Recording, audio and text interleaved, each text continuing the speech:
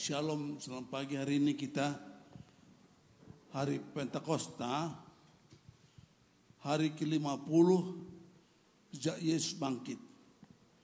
Itu hari pencurahan Roh Kudus, pencurahan dari tempat yang maha tinggi. Boleh sebagai kisah kita punya bayang baca, Pak Sem baca Kisah Rasul 2 ayat 1-4 aja. Kisah Rasul 2 ayat 1-4.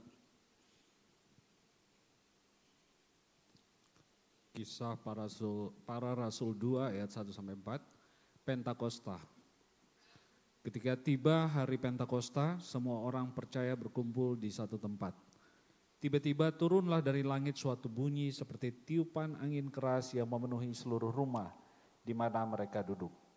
Dan tampaklah kepada mereka lidah-lidah seperti nyala api yang bertebaran dan hinggap pada mereka masing-masing.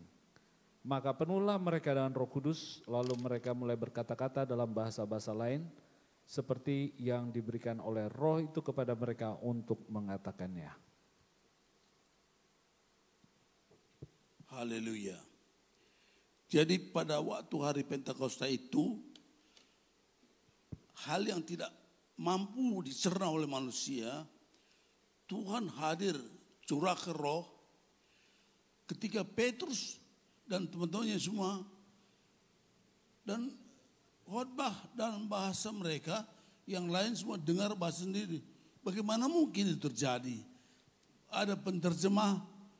Kalau sekarang sih ya pakai HP bisa terjemahin langsung. Ini semua bahasa sekaligus. Tidak ada penterjemah, dulu nggak ada, artificial intelligence belum ada dulu. Tapi Roh Kudus dicurahkan.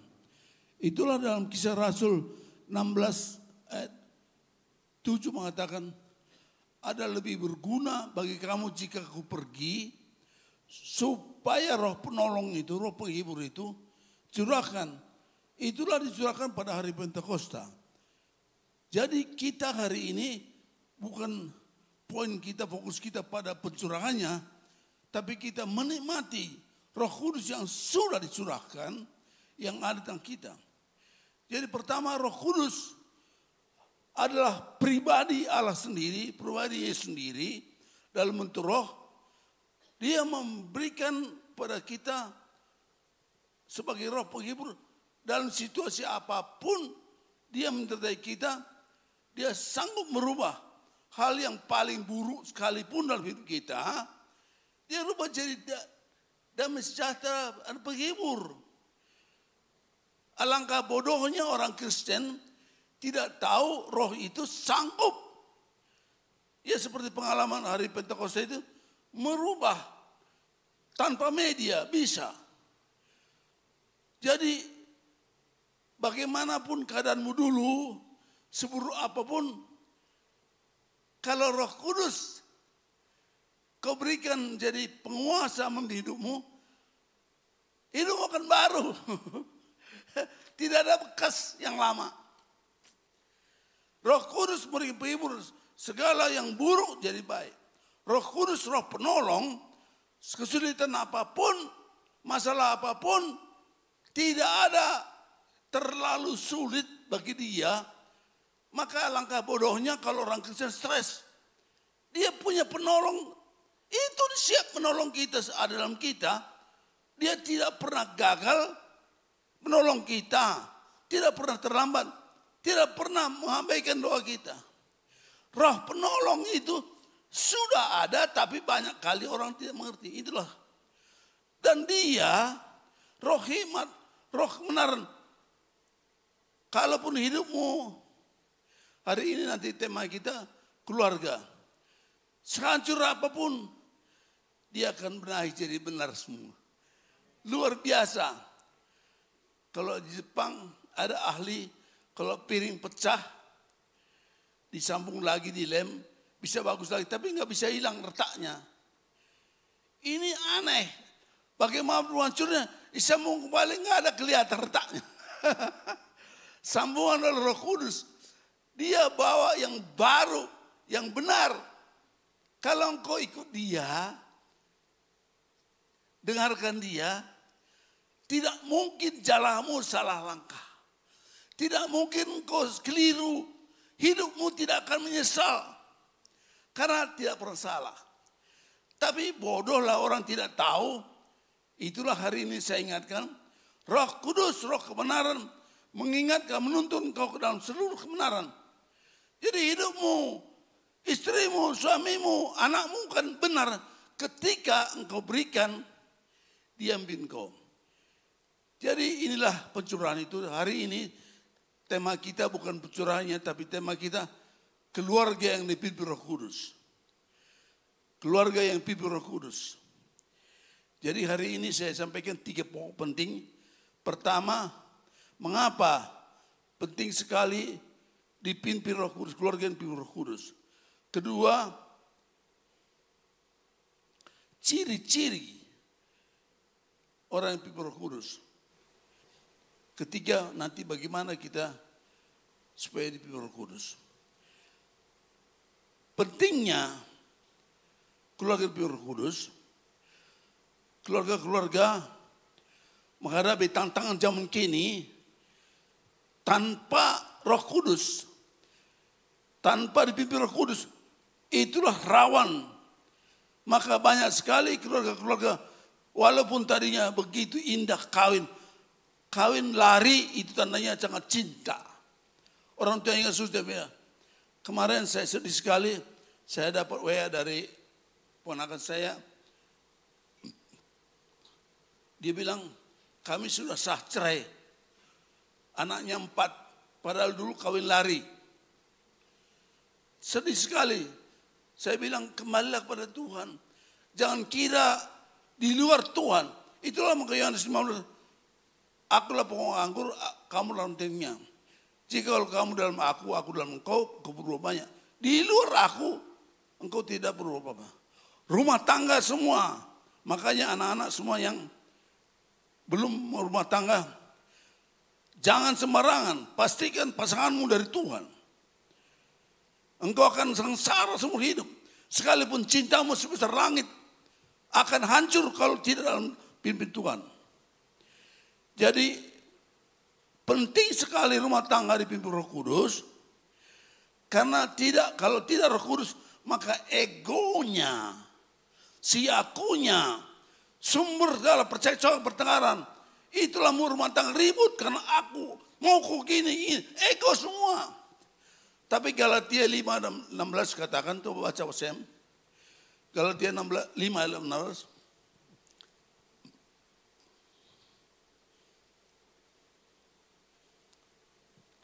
Galatia 5 ayat 16 berkata, maksudku ialah hiduplah oleh roh, maka kamu tidak akan menuruti keinginan daging. Jadi suami istri, kalau cinta sekalipun kawin lari. Semua orang bilang, tapi dia kawin. Tanpa Roh Kudus, egonya, hawa nafsunya tidak mampu dilepaskan, tidak mau lawan. Hanya Roh Kudus. Jadi itulah sumber perpecahan rumah tangga.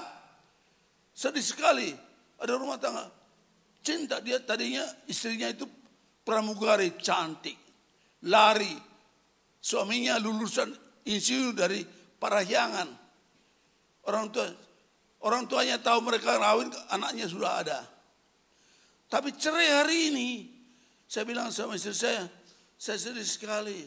Jadinya mau datang di rumah, mau dibimbing, gak jadi. Sekarang udah cerai.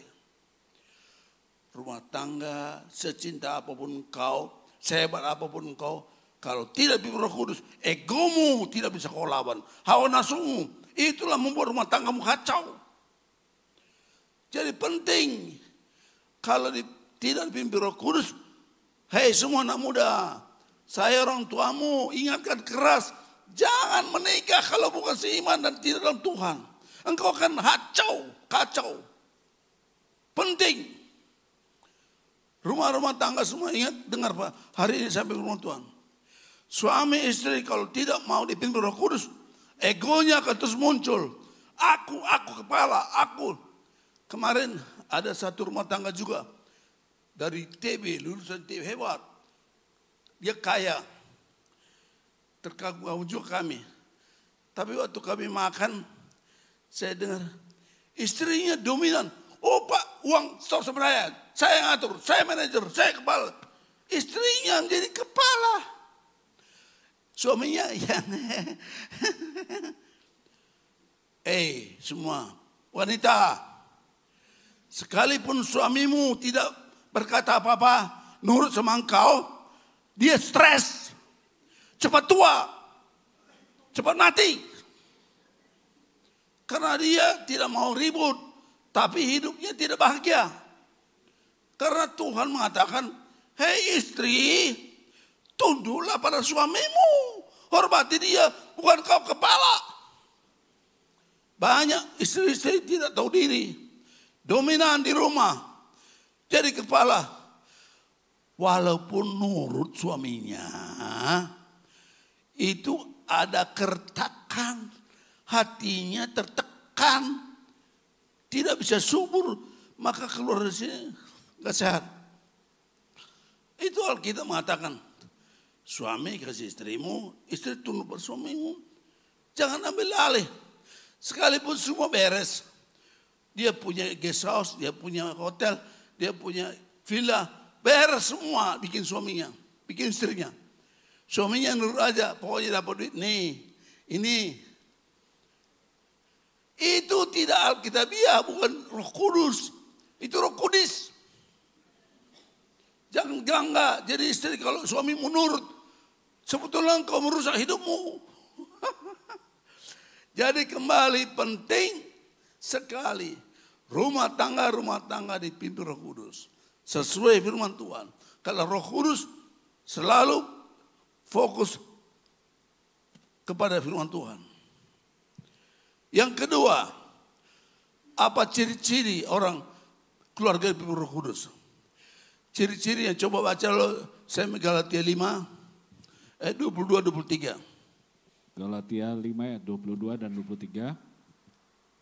Tetapi buah roh ialah kasih, sukacita, damai sejahtera, kesabaran, kemurahan, kebaikan, kesetiaan, kelemah lembutan, penguasaan diri. Tidak ada hukum yang menentang hal-hal itu. Saudaraku, ciri rumah tangga Roh Kudus, kasih. Itulah dasar rumah tangga yang paling indah, kekuatan yang paling kuat membuat rumah tangga jadi baik. Kasih itulah sabar, kasih itu murah hati, kasih itu tidak menggagahkan diri, tidak sombong, tidak egonya muncul, tidak mentingkan diri sendiri. Rumah tangga tanpa Roh Kudus, suami egonya keluar, istri egonya, anak keluar. Sekalipun pada mungkin tidak berontak, hatinya luka. Karena ego ini merusak semua. Tidak ada sumber perpecahan kecuali ego dan hawa nafsu. Jadi puji Tuhan ketika kita Roh Kudus, kau hadir di sini, jangan hanya nyanyi. Buka dirimu, buka hati. Untuk Rohmu Tuhan, buka hatimu. Ini aku Tuhan, aku mau. Maka Roh Kudus mencurahkan kasih hatimu. Wow, enak sekali karena kasih Allah datang dari surga, menyembuhkan semua luka-lukamu, menyembuhkan semua kekecewaanmu, menyembuhkan semua kekuranganmu. Itu kasih Allah sehingga dia penuh. Sehingga engkau bisa mengasihi istrimu. Kalau dengan kasih sendiri, tidak mungkin. Selalu kurang. Ego, hawa nafsu. Tapi dikatakan jika kita pimpin Roh Kudus, maka engkau tidak mengikuti kehendak daging. Pada saat Roh Kudus menguasai kita, memimpin kita, keinginan daging saya, kemauan saya, ego saya, pemarah saya, tidak berkuasa lagi. Melainkan Roh menuntun kita kepada kebenaran. Kasih itu murah hati. Senang memberi, senang menyenangkan istrinya. bukan nyakitin, bukan nekan. Kadang-kadang sebaliknya juga, suami karena istrinya nurut terus. Walaupun dia nurut, hatinya tertekan, tidak bisa mengeluarkan buah yang manis. Jadi kita boleh dia, tapi seperti banyak sekali, ya di luar saja, dalamnya enggak. Jadi Tuhan mengatakan, kasih itu bukan dari manusia, manusia tidak punya kasih. Tapi ketika buka hati, Roh Tuhan mengalir kasihnya, maka kita bisa mengasihi istri, mengasihi anak, mengasihi teman, mengasihi semua. Suami mengasihi istri dengan tulus pada istri, tidak mau nyakiti dia. Ada KDRT segala macam itu karena ego, tersinggung, sakit hati, lalu istrinya ngelawan, pukul. Itu memang rumah tangga tidak dipimpin Roh Kudus. Kalau pimpin Roh Kudus tidak akan tangannya nggak bergerak. Ada di sini aliran kasih, dia nanti harian belai. Saya ya puji Tuhan lah. Walaupun dulu saya gagal, tapi hari ini Tuhan baik. Kalau istri saya lagi masak di dapur, pelan-pelan, ya sederhana sih. Saya sapu rambut dari lalu cium dari belakang. Dia terteriak dia, jangan kagetin aku. Tapi dia tahu dia senang dia. Saudaraku, ketika engkau mau dipimpin Roh Kudus, engkau sanggup mengasihi istrimu ketika dia bau dapur pun harum kau rasa. Tapi itu Roh Kudus, makanya kubuka hati untuk Roh-Mu Tuhan. Sungguh-sungguh buka hatimu, supaya engkau dipenuhi kasih Allah. Hatimu puas, hatimu senang. Ketika engkau bertemu istrimu, senyummu itu senyum original. Dua gigimu atas dan bawah kelihatan. Dan pelukanmu hangat. Belayanmu gak berduri. Kalau enggak belai gitu. Itulah pimpin Roh Kudus. Yang kedua dikatakan ada damai sejahtera. Kasih, buah Roh kasih. Damai itu mulai dari hubungan dengan Tuhan. Jika seorang suami penuh damai Tuhan, dia menjadi peacemaker. Kemanapun damai. Pada istrinya, pada anaknya. Kalau enggak, mauku. Ini kurang asin, ini enggak enak, ini terlambat, ini salah semua. Anaknya juga tertekan karena enggak boleh gitu, ini gitu. Aku maunya kau sekolah sana. Semuanya maunya dia. Tidak ada tempat. Bagaimana menurut pendapat mama? Bagaimana anakku? Bagaimana maunya kau? Bagaimana? Itu Roh Kudus. Kesatuan, kesehatian, roh damai. Damai itu dari Tuhan. Maka buka hatimu, akan terjadi damai karena engkau menjadi pembawa damai.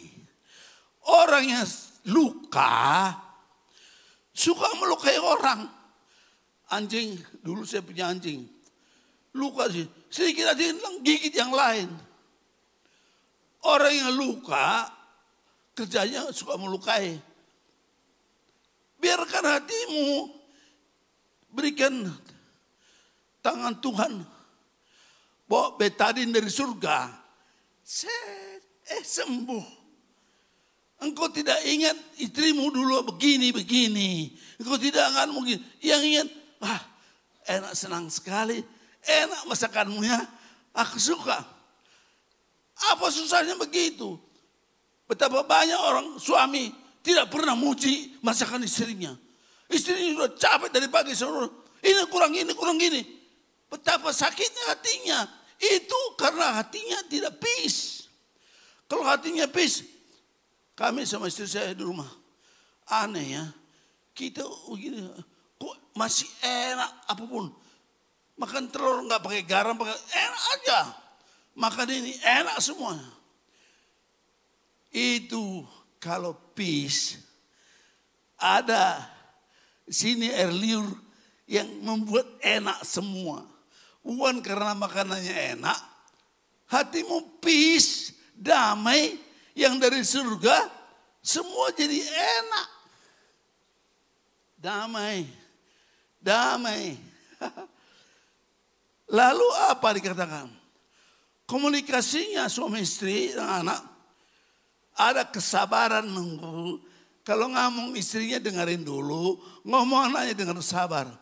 Lalu kalau nggak cocok, bicaranya lemah lembut. Begini, Ma, kalau saya pikir bagaimana kalau gini? Karena dia sabar, dia lemah lembut. Ini komunikasi sama istri dari surga itu. Kalau nggak, aku nggak setuju, nggak mau kok. Aku nggak mau, pokoknya aku nggak mau. Itu ego. Tapi hanya bisa kalau Tuhan curahkan buah roh itu sini, dia bisa sabar, bisa lemah lembut, tidak suka nyelekit, nyakiti. Ya, kalau nggak saling menyakiti. Kau selalu gitu, kau selalu gitu. Ku bilang, kalau habis bangun, beres tempat tidur, brengsek. Ya nggak begitulah, gini dah. Saya puji Tuhan sama istri, anugerah Tuhan lah. Tiap pagi, Pak tarik, berdua tarik. Kurang mat tarik, spraynya ke sini. Saya kalau ada guest house, saya tukang bedding. Tapi bukan karena istri saya merendahkan saya. Senang sambil pacaran beresin tempat tidur. Gini dong lipat selimut. Apa susahnya itu? Itu hai suami itu tidak merendahkan kau. Itu membuat suasana rumahmu damai. Jangan merasa direndahkan kalau di rumah itu. Iya tadi kamu, Pak, pergi dulu sebentar ke pasar. Beli pepaya, saya beli. Kan saya kurang ahli. Bapak kalau beli pepaya lihat tangkainya. Ini udah lama. Aduh maafkan aku Aku lihat tadi yang kuning aja kulitnya. Tapi rupanya ini jelek. Gak apa-apa. Belajarlah. Jangan wah kau aja belajar. Gak begitu. Biarkan itu sebagai dinamika senang kan. Dia kupas. Bapak katanya mau makan sekarang. Aduh enak juga mak. Sambil berdiri di dapur dia ngeseh. Apa salahnya? Nikmati. Itu anugerah Tuhan. Istrimu diberikan sebagai penolong yang sepadan. Tidak ada yang lain. Hargai itu, terima itu. Jangan pikir istrimu jelek. Enggak. Itu yang paling bagus. Enggak ada yang lain. Hargai. Jadi saya bersyukurlah sama anak-anak. Saya bilang bolehlah kita jadi berkat, jadi contoh. Ya buat anak senang sampai masa tua. Ya semua anak kami merasa diberkati sebagai orang tua. Oleh karena itu hari ini, terimalah, buka dirimu di Roh Kudus. Engkau akan jadi orang yang sabar, orang yang lemah lembut, bisa membangun hubungan yang baik. Dan ada kepemimpinan rohani rumah tangga. Dalam Efesus katakan, hai istri, tunduklah kepada suamimu lah wakil Tuhan. Jadi dalam rumah tangga, suami kepala istri. Tapi dia harus tunduk kepada Kristus. Dia harus mengalirkan kasih Kristus kepada istri, kepada anak-anaknya. Jadi hai suami semua, jadilah imam pemimpin di rumah dengan kasih ilahi kepada istrimu, kepada anakmu. Jangan otoriter, jangan mau sendiri. Rundingkan dengan dia bagaimana menurut mama, bagaimana menurut anakku. Anak-anak juga diberikan Tuhan hikmat.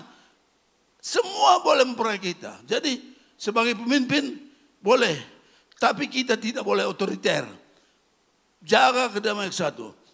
Berbagailah orang yang rukun rumah tangganya. Kalau rukun suami istri kesana berkat Tuhan diperintahkan. Jadi jangan kau mau sendiri. Dengarkan bagaimana pendapat istrimu. Dengarkan pendapat anakmu. Sebagai pemimpin kita terbuka.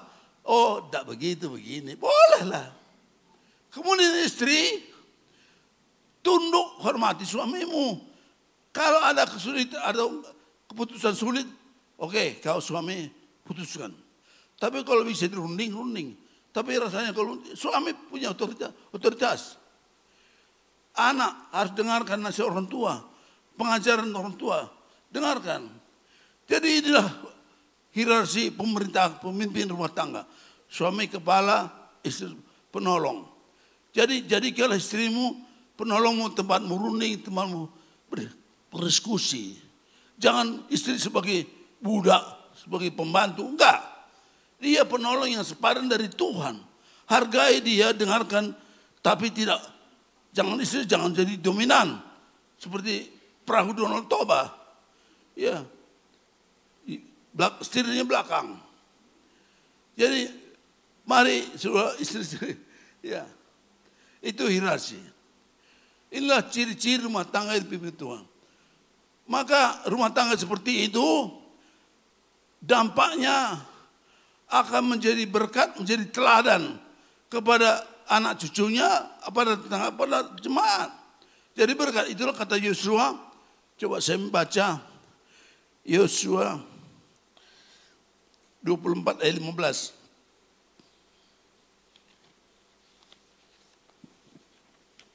Yosua 24 ayat 15. Tetapi jika kamu anggap tidak baik untuk beribadah kepada Tuhan, pilihlah pada hari ini kepada siapa kamu akan beribadah. Allah yang kepadanya nenek moyangmu beribadah di seberang sungai Efrat, atau Allah orang Amori yang negerinya kamu diami ini. Tetapi aku dan seisi rumahku, kami akan beribadah kepada Tuhan. Inilah tujuan Tuhan. Aku dan seisi rumahku akan beribadah kepada Tuhan. Saudaraku semua yang punya rumah tangga atau yang akan berumah tangga, pastikan tujuan hidupmu supaya seisi rumahmu beribadah kepadanya. Itu sudah nyampe tujuan hidupmu. Apapun kau miliki kalau tidak menyembah Tuhan, tidak beribadah, tidak jadi berkat, tujuan hidupmu kacau.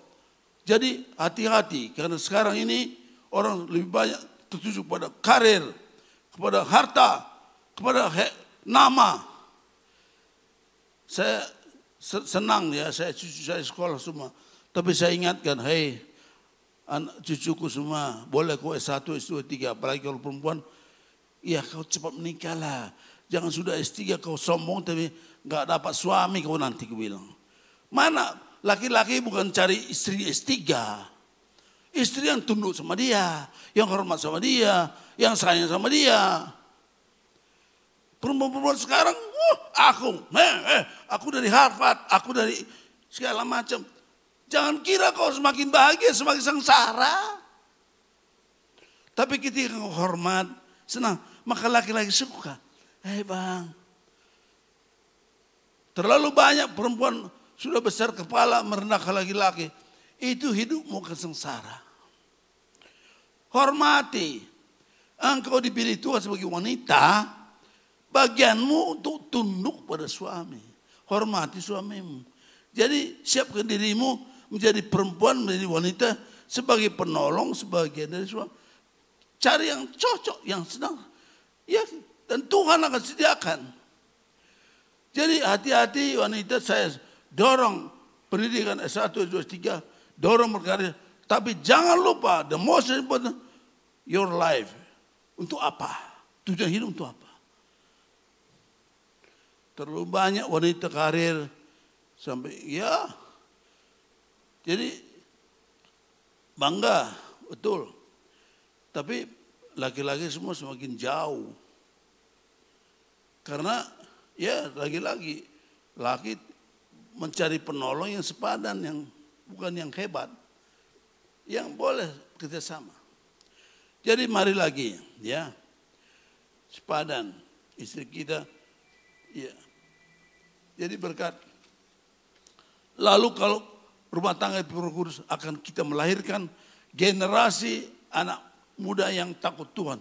Jadi kepada orang tua semua, orang tua saya ingatkan, jangan lupa bagian kita mewariskan kepada anak-anak kita, warisan bukan emas dan perak, bukan kekayaan, bukan harta, bukan kedudukan, tapi warisan Abraham supaya mereka sungguh-sungguh takut Tuhan.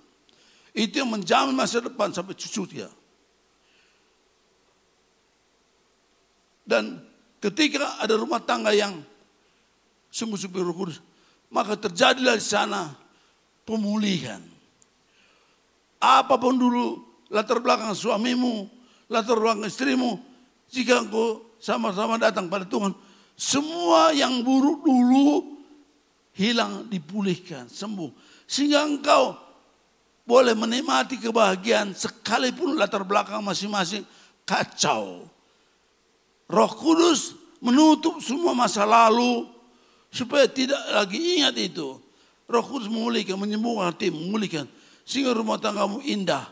Bagi semua keluarga yang mungkin saya paling tua di sini, masih tiap hari butuh Roh Kudus membangun kami. Apalagi engkau masih muda, buka dirimu, masih panjang. Tuhan bilang, hei, masih banyak berkat-Ku tersedia bagimu. Rendahkan dirimu di bawah tangan Tuhan yang kuat. Aku meninggikan kau. Hei semua pasangan muda, rendahkan dirimu, beri dirimu di pimpin Roh Kudus. Masih banyak berkat Tuhan, kau akan nikmati kebahagiaan dalam Tuhan. Haleluya. Sekarang kita poin ketiga, bagaimana membangun rumah tangga yang dipimpin oleh Roh Kudus.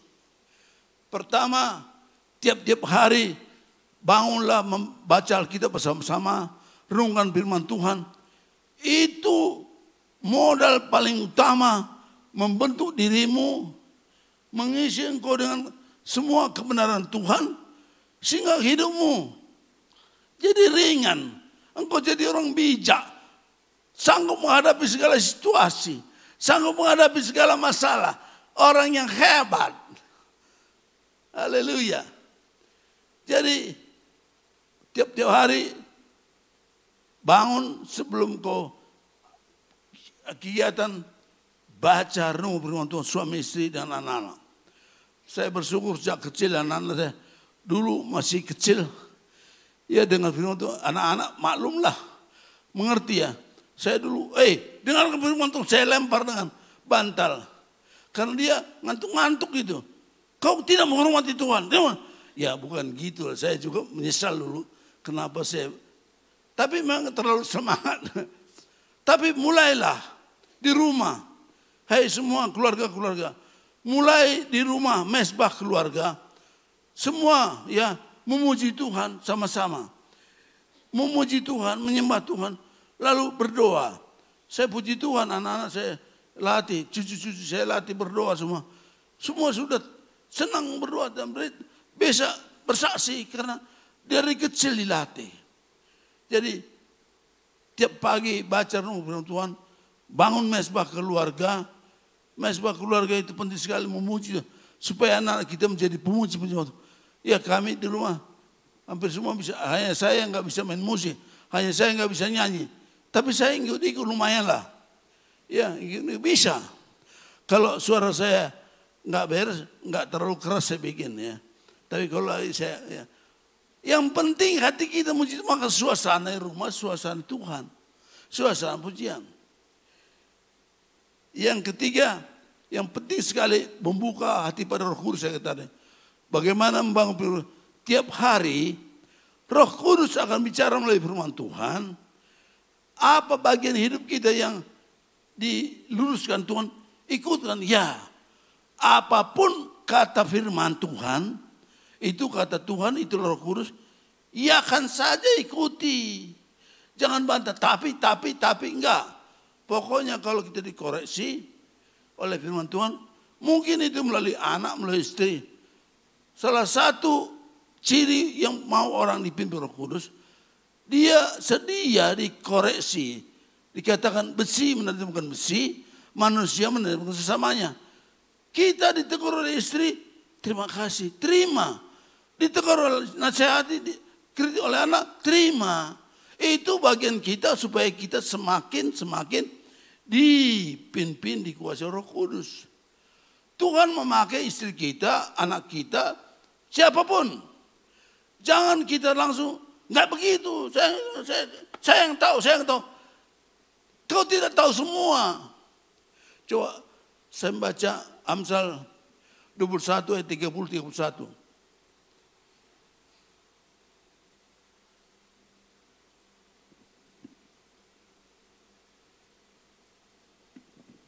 Amsal 21 ayat 30, tidak ada hikmat dan pengertian dan tidak ada pertimbangan yang dapat menandingi Tuhan. Kuda diperlengkapi untuk hari peperangan, tetapi kemenangan ada di tangan Tuhan. Jadi tidak ada hikmat, pengetahuan yang melebihi Tuhan. Jadi jangan, apakah suami atau jangan merasa dirimu super. Tahu semua, aku yang tahu. Enggak, saya tahu itu. Saya sudah tahu, saya tahu. Selalu bohong. Yang tahu semua hanya satu, Tuhan. Jangan kau merasa dirimu tahu semua. Egomu muncul, kau merasa diri hebat. Allah melawan orang congkak, melawan sombong. Kecongkakan awal kejatuhan. Jika ada orang yang tidak mau dinasihati, tidak mau ditegur, tidak mau dikritik, itu orang angkuh, orang sombong. Akan hancur. Tapi orang yang rendah hati, diberkati rendah hati. Coba baca Amsal 22 ayat 4. Amsal 22 ayat 4. Ganjaran kerendahan hati dan takut akan Tuhan adalah kekayaan, kehormatan, dan kehidupan. Jadi kalau engkau sedang dikasih tahu, dinasehati, dikritik, rendahkan diri, terima kasih. Tuhan sedang mencurahkan berkat kepadamu. Orang yang humble, rendah hati, itulah pemenang dari surga. The power of bargaining diberikan kepada orang yang merendah hati. Orang yang mau nerima, mengalah. Itu orang yang paling diberkati. Diberkatilah orang yang rendah hati, yang takut Tuhan. Kekayaan, kehormatan, kehidupan. Yes, aku terima itu. Jadi jangan kau merasa kecil kalau kau dinasehati. Jangan merasa kecil kalau kau ditegur. Itu tanda kau jadi besar, jadi berkati, jadi orang hebat. Jadi inilah hari ini terbuka pada pekerjaan Tuhan. Mau dipimpin Roh Kudus itu. Salah satu adalah kita humble. Mau nerima, mau dinasehati, mau dikritik, mau dibina. Jangan merasa diri super. Tapi saya mau Tuhan, saya mau. Engkau akan jadi orang hebat di mata Tuhan. Dan memang Tuhan akan angkat. Rendahkanlah dirimu di bawah tangan Tuhan yang kuat. Maka dia menikah pada waktunya. Saya kira saudara pun semua mau dengarkan saya bukan karena saya hebat. Tapi hal aku yang hebat yang mengangkat saya.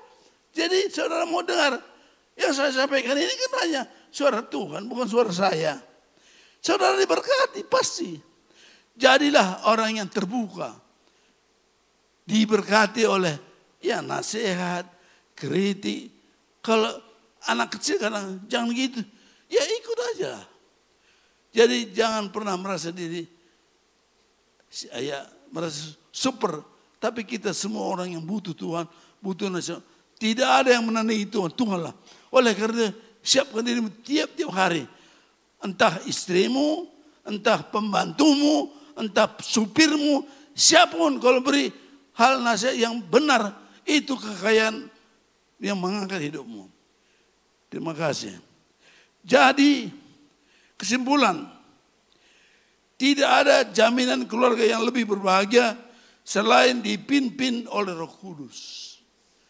Jadi berilah dirimu, keluargamu dipimpin Roh Kudus. Itu keluarga yang paling bahagia. Tidak ada keluarga yang lebih berdampak menjadi berkat kepada semua orang kecuali keluarga Roh Kudus.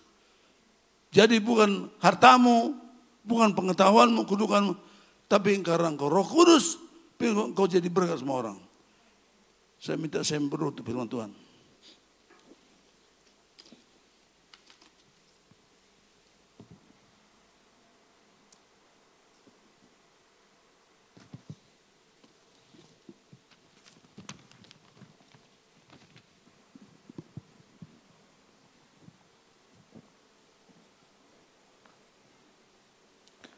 Mari Bapak Ibu, berapa banyak diberkati Tuhan pagi ini.